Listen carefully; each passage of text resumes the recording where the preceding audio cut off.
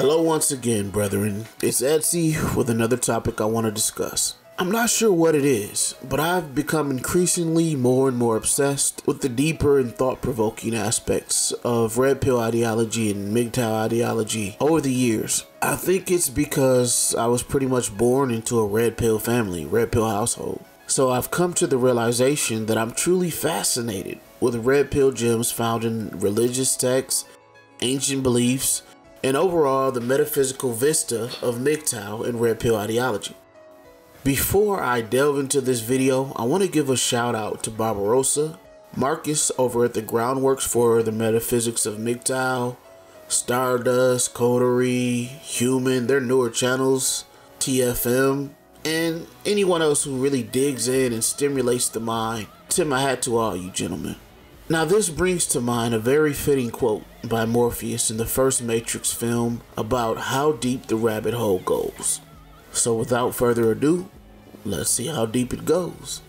Now, as I stated in my first video, I would like you all to take a firm grip upon any bias or emotional attachments to your current beliefs and simply put them on pause for now. Before we begin, I want to lay out some definitions of various words and terms, so that when I use them, we can know exactly what we're musing and how to move progressively through the conversation without getting too sidetracked. Now, from the onset, it may seem to be redundant and tedious and pretty much a battle of semantics, but it's all for good reason.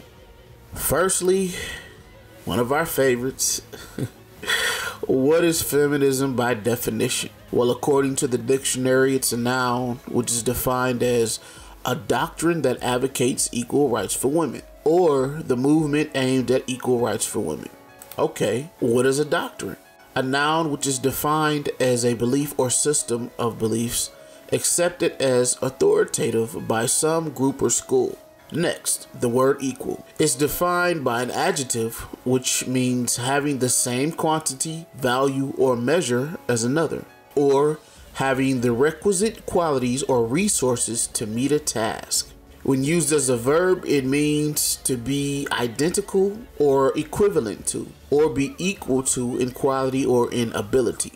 And finally, as a noun, which is defined as a person who is of equal standing with another in a group. I don't believe there are any mistakes in the English language. That being said, a synonym for equal is rival, but that's enough of the rudimentary definitions for now. I don't want to bore you with them, so moving along, keep those words in the back of your mind. Let us first examine the infamous passage from the United States Declaration of Independence. All men are created equal. Now, deliberating that equal and rival are synonymous with one another, it could easily say that all men are created rivals. Based on one of the 8 parts of speech we use, rival can either be a verb or a noun. Based on empirical evidence from examining Westernized culture and the current society we live in, it has become clear that the majority of feminists view themselves as rivals to men. But in order to be a rival, you have to be equal. So where am I going with this? Well, to avoid sounding denigrating, I'll compare 2 women instead of a man and a woman. Let's take Ronda Rousey as woman A and Kim Kardashian as woman B. Are these 2 women equal? Or better yet, are these 2 women rivals? If so, in what terms? How? How are they equal? How are they rivals? Who would you want to have your back in a fight? Who has more money? Now, these are all rhetorical questions to prove my point that these 2 women are not equal and they're not rivals. Now let's take Mike Tyson in his prime and put him in the ring with Vonda Ward in her prime. Would they be considered rivals or equals? I'm trying not to laugh here, but I'm being serious. We know the answers to these questions. Yet, due to feminism and gynocentrism, we've been slowly and insidiously persuaded to believe that men and women are equal. Are children and adults equal? Should children have equal rights as adults? Of course not. Okay, so how does all this rhetoric tie into the origin of feminism? Don't worry, I'll get to that. But first, allow me to set the basis of my final conclusions with a praxis of imagination. Imagine if the current society and culture we lived in were based on the underlying principles and beliefs of the mythical lore of Star Wars. There are Jedi who are seen as arguably benevolent, and there are the Sith, who are seen as quintessentially malevolent. I want you to imagine a government set up based on the doctrine of the Force, where those who run the country believe in the Force and have predominantly based most of their laws loosely or strictly around the Jedi Code. Those who are familiar with the Sith know they work in a covert and clandestine manner. They use espionage and infiltration to slowly manipulate the government and citizens around them. And even if the majority of the common folk believe in the Force, they are unable to wield it. There are characters within the Star Wars stories who are on opposing sides of the war between the Sith and the Jedi who have no access to the Force at all. Regardless of those who believe in the Force or those who don't, they are still heavily impacted by those who do. Is that too far-fetched? Okay. But for those of you who are familiar with the Star Wars franchise, keep that illustration in mind. Now, take the current society we live in and simply replace the Force, the Jedi, and the Sith with religious faith. Let's accept reality for what it is, not for what we want it to be. Casting all conspiracies aside and only dealing with facts. Despite your beliefs or my beliefs, the facts are the following.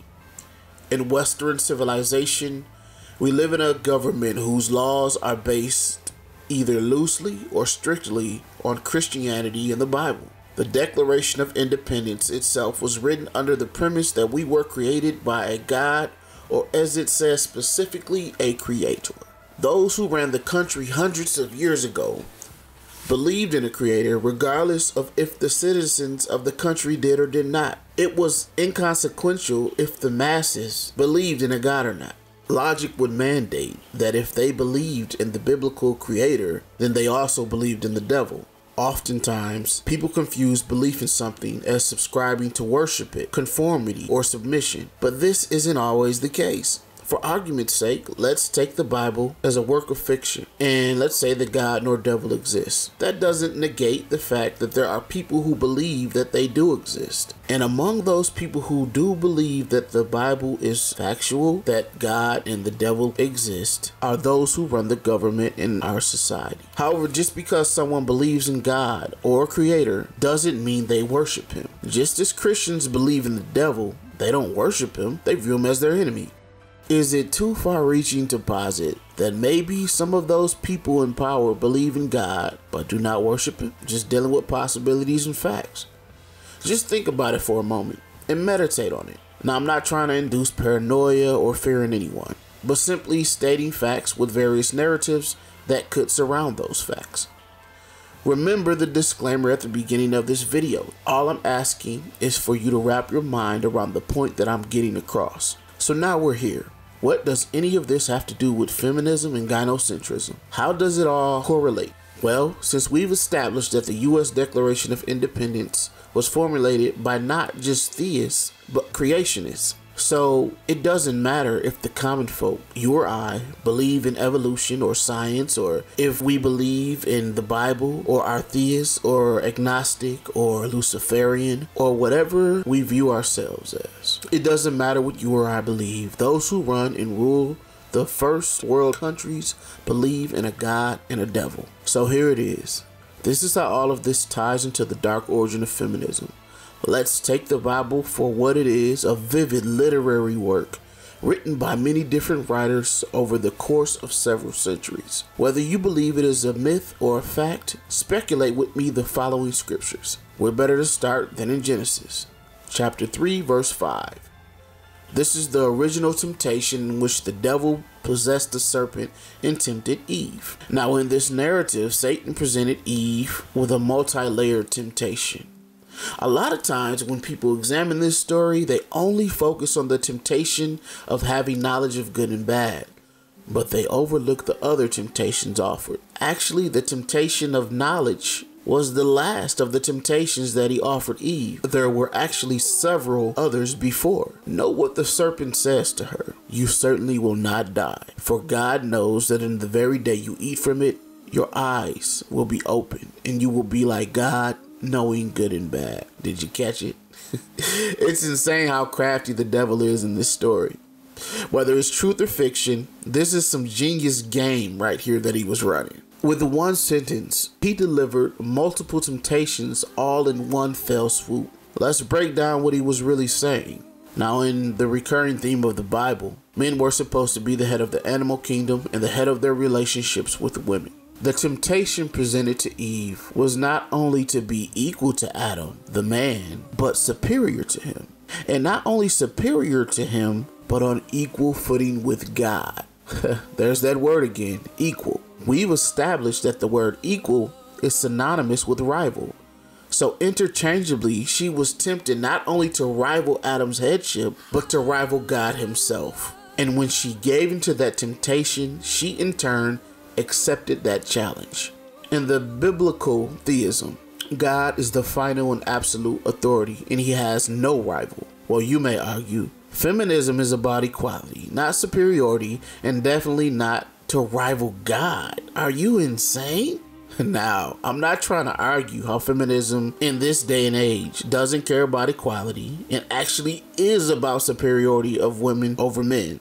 There are countless other videos and articles you can find to prove that on YouTube and throughout the internet. So, for the sake of argument, let's say we do live in a society where feminism is about equality between men and women. Now let's go back to the Garden of Eden, the original temptation. Satan would have said, "For God knows that in the very day you eat from it, your eyes are bound to be open, and you will be like man, knowing good and bad." Well, what's wrong with that, you may ask? Nothing at all if you don't believe in the Bible. If this is a myth, it's irrelevant. However, an ideology alone has no power unless people believe in it. And since we've already verified that the founders and current authorities of this government do believe in this ideology, they have given it power.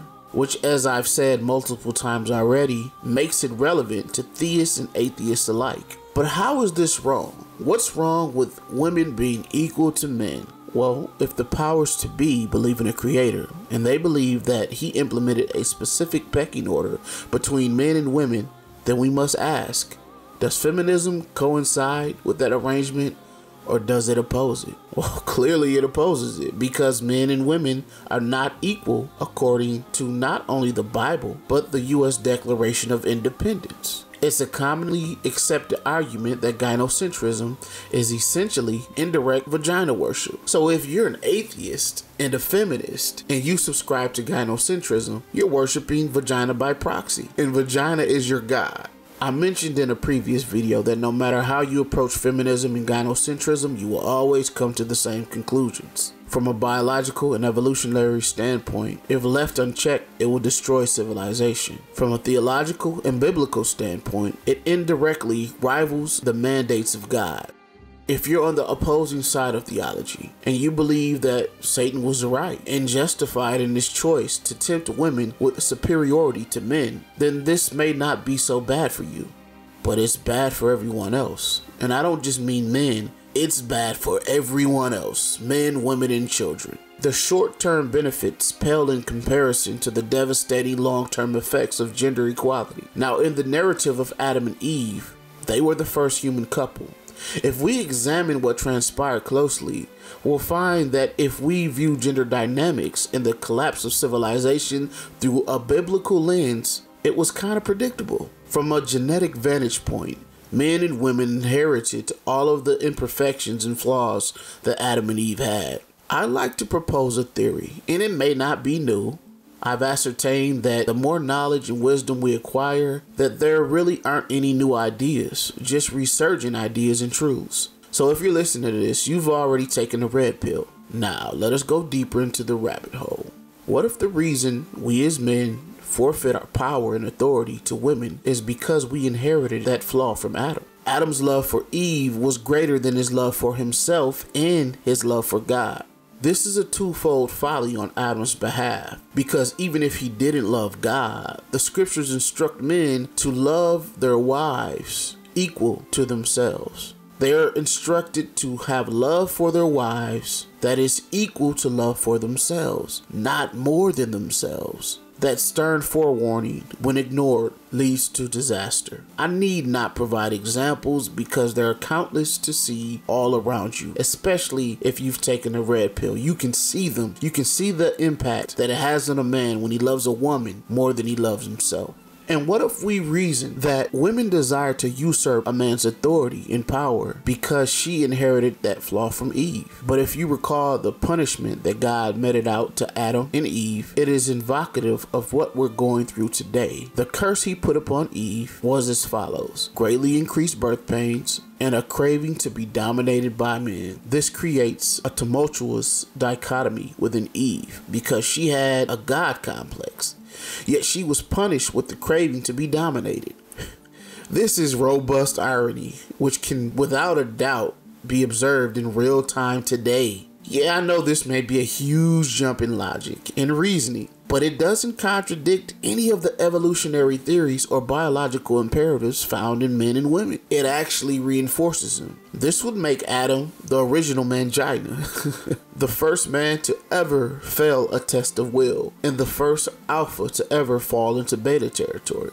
This would also put Eve in the position of the very first feminist by every single definition. Eve would be the embodiment of all waves of feminism wrapped into one woman. So in summation, the origins of feminism are dark and insidious. And if not dark or insidious, it's malevolent and destructive to say the least, from all aspects and viewpoints.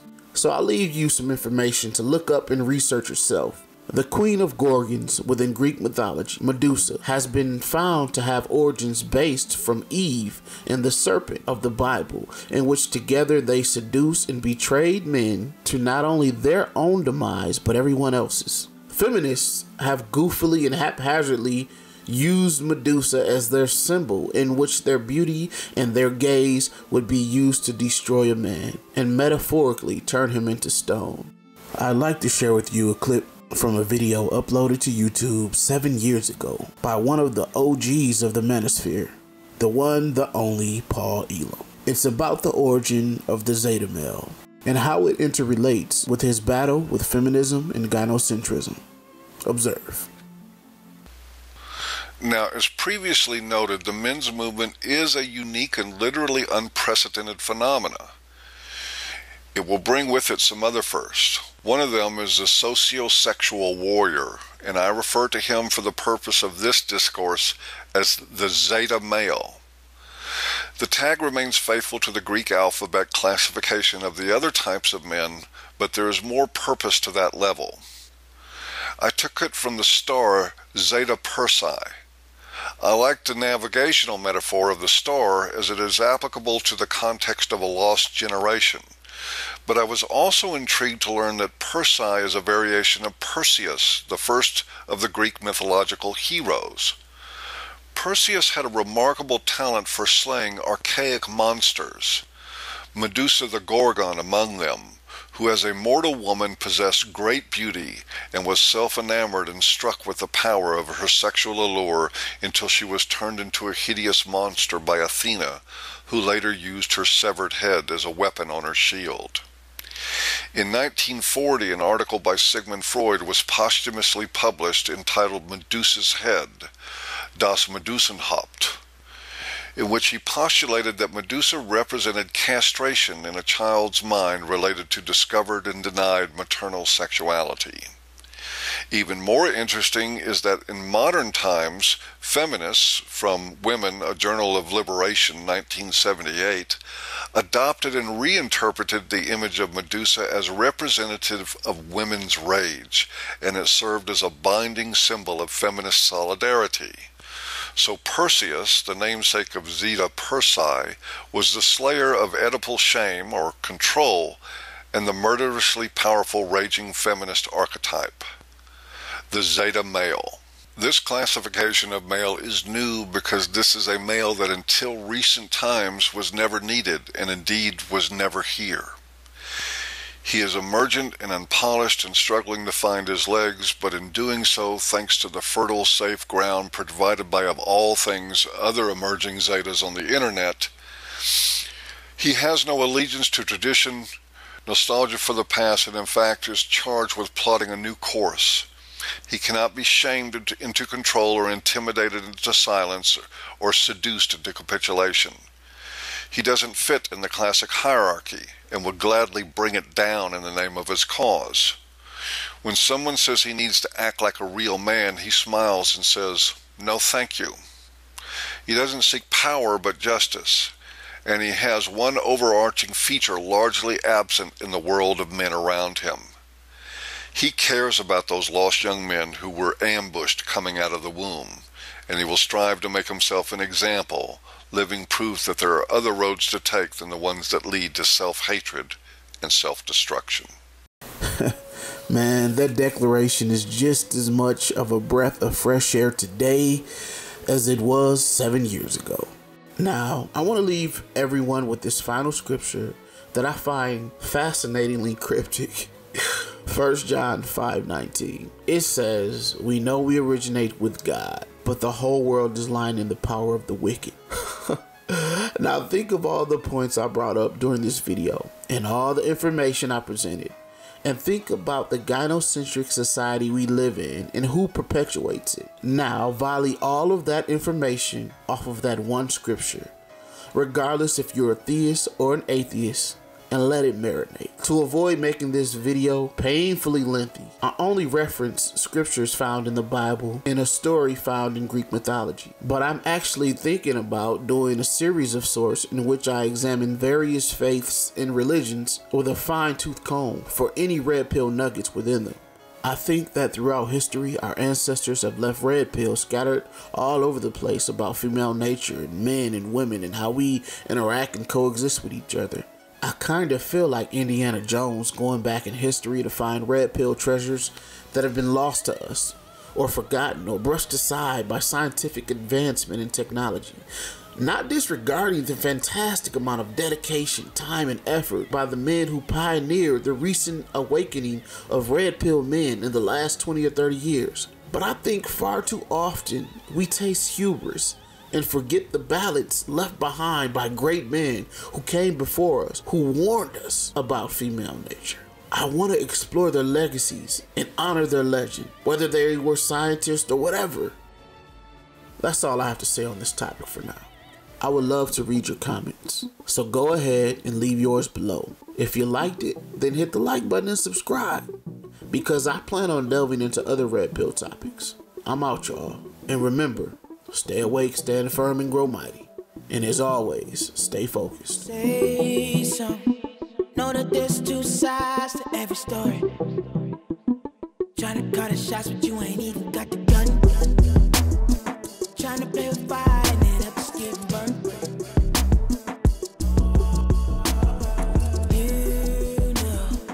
You know, don't say that